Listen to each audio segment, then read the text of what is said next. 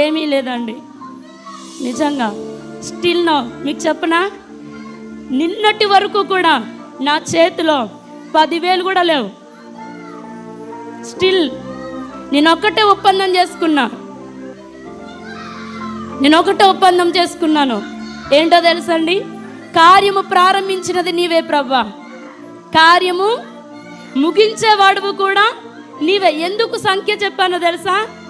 లక్షలతో కూడింది, వేలతో నిలబడ్డాను.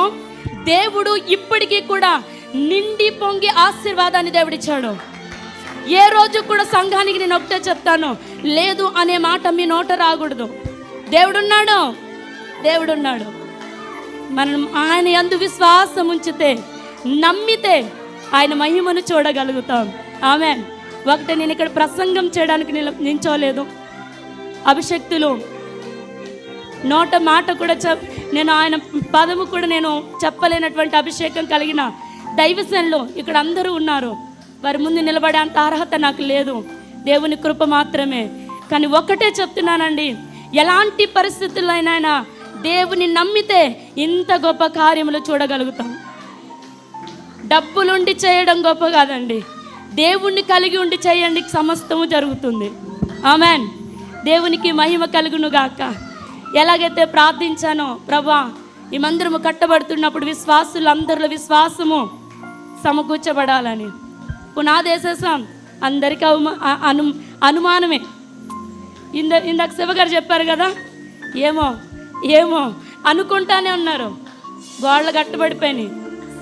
స్లాబ్ దగ్గరికి వచ్చేసరికి విశ్వాసుల్లో విశ్వాసం వచ్చిందండి. దేవుడు మొలిపించాడు. అందరూ అమ్మగారు అయిపోతాయి, నాకన్నా ముందు వాళ్ళు అమ్మగారు ప్లాస్టింగ్ కూడా అయిపోద్దండి, అన్నీ అయిపోతాయి, దేవుడు అన్నీ జరిగించేసుకుంటాడన్నారు. నేను అన్నాను, మీరు పలకండి, దేవుడు కార్యాలు జరిగిస్తాడు. ఆమేన్. హల్లెలూయా. ఎవరు నిరుత్సాహపడకుండా దేవుని ఆనుకుంటే గొప్ప గొప్ప గొప్ప కార్యాలను చేయగలిగిన దేవుడు మన పక్షాన ఉన్నాడు. దేవుని కృప ఉంటే చాలు. ఆమేన్. ఎవరు లేరని నిరుత్సాహపడొద్దు. ఇది నేను నా అనుభవంతో చెప్తున్నాను. ఎవరిని చూడొద్దు, ఎవరి మీద అనుకోవద్దు. యేసయ్యను చూడండి, యేసయ్య మీద అనుకోనండి. గొప్ప గొప్ప కార్యములు చేయగలిగిన వాడు నా దేవుడు. ఆమేన్. దేవునికి మహిమ కలుగును గాక. ఈ సమయం ఇచ్చిన దైవజనులందరికీ వందనాలు.